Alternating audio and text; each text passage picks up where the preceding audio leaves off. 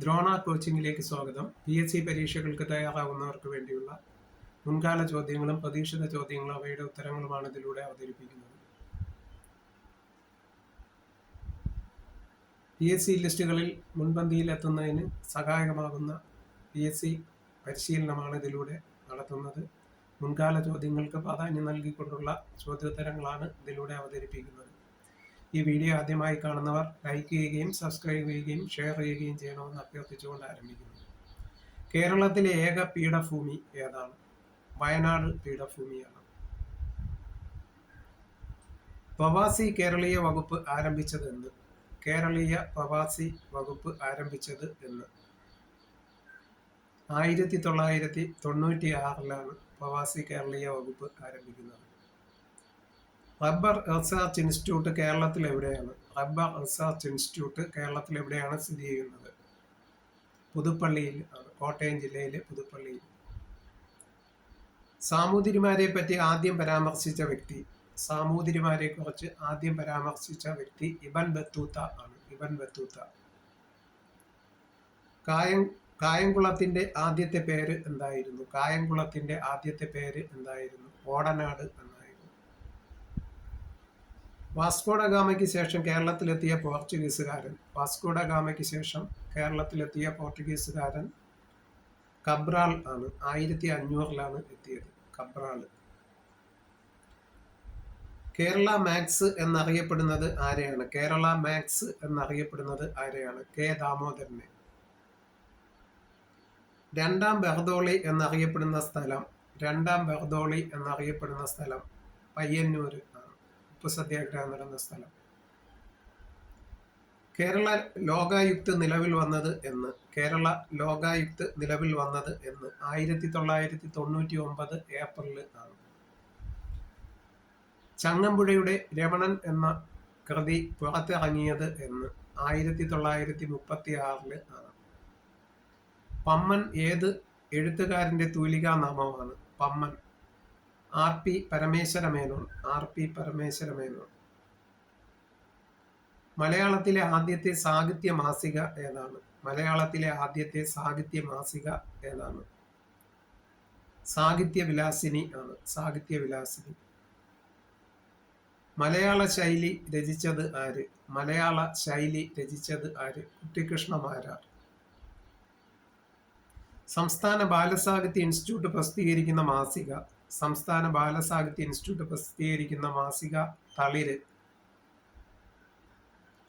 ഭഗ്നഭവനം എന്ന നാടകത്തിന്റെ കർത്താവ്? ഭഗ്നഭവനം എന്ന നാടകത്തിന്റെ കർത്താവ് ആര്? N കൃഷ്ണപിള്ള.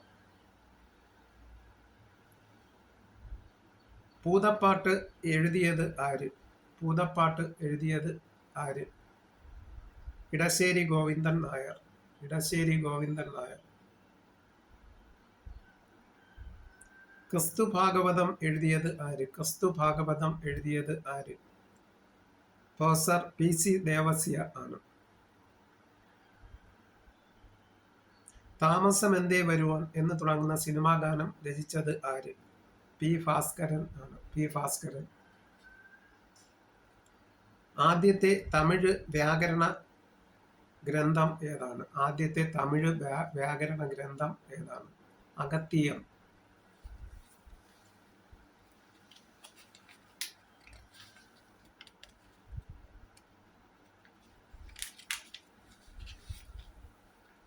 കുചേലൻ കുഞ്ഞൻ നായർ ആരുടെ കഥാപാത്രമാണ്?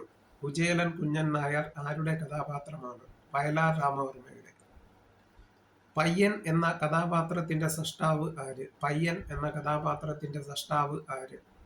VKN. ആവണിമുത്ത് ആരുടെ കഥാപാത്രമാണ്? EV കൃഷ്ണപിള്ള.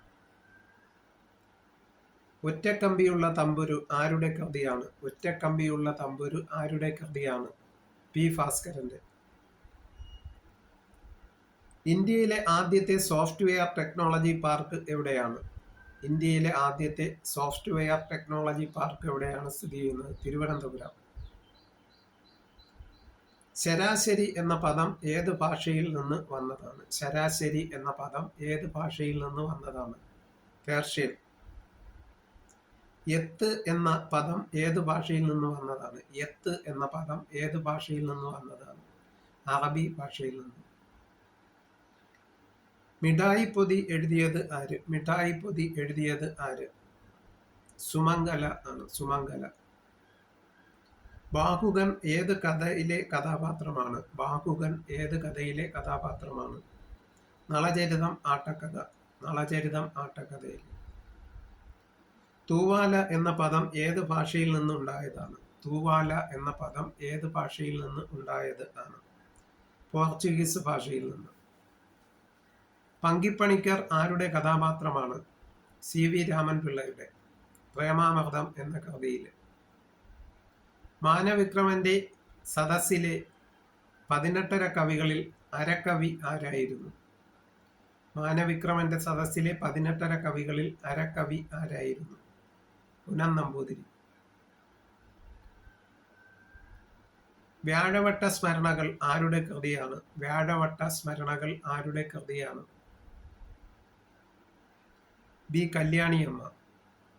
ബി കല്യാണിയമ്മ.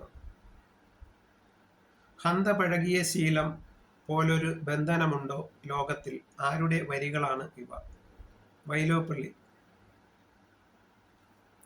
പ്രേമസംഗീതം എഴുതിയ കവി. പ്രേമസംഗീതം എഴുതിയ കവി ആര്? ഉള്ളൂർ. മലയാള ഭാഷാ പരിണാമം സിദ്ധാന്തങ്ങളും വസ്തുതകളും ഈ കൃതിയുടെ കർത്താവ് ആരാണ്? തിരുനല്ലൂർ കരുണാകരൻ. തിരുനല്ലൂർ കരുണാകരൻ. കുഞ്ഞേനച്ചൻ ഏത് നോവലിലെ കഥാപാത്രമാണ്? അരനാഴിക നേരം. പാറപ്പുറത്തിന്റെ അരനാഴിക നേരം. ജീവിത സമരം രചിച്ചത് ആര്? C Keshavan. C Keshavan. Quartz അല്ലെങ്കിൽ ശുദ്ധമണൽ, അതിന്റെ രാസനാമം എന്താണ്? ശുദ്ധമണലിന്റെ അല്ലെങ്കിൽ കോഡ്സിന്റെ രാസനാമം സിലിക്കൺ ഡൈ ഓക്സൈഡ് എന്നാണ്. Silicon dioxide. ഈ വീഡിയോയിൽ ഇത്രയും ചോദ്യോത്തരങ്ങളാണ് അടങ്ങിയിരിക്കുന്നത്. വീഡിയോ ആദ്യമായി കാണുന്നവർ ലൈക്ക് ചെയ്യുകയും സബ്സ്ക്രൈബ് ചെയ്യുകയും ചെയ്യണമെന്ന് അഭ്യർത്ഥിക്കുന്നു.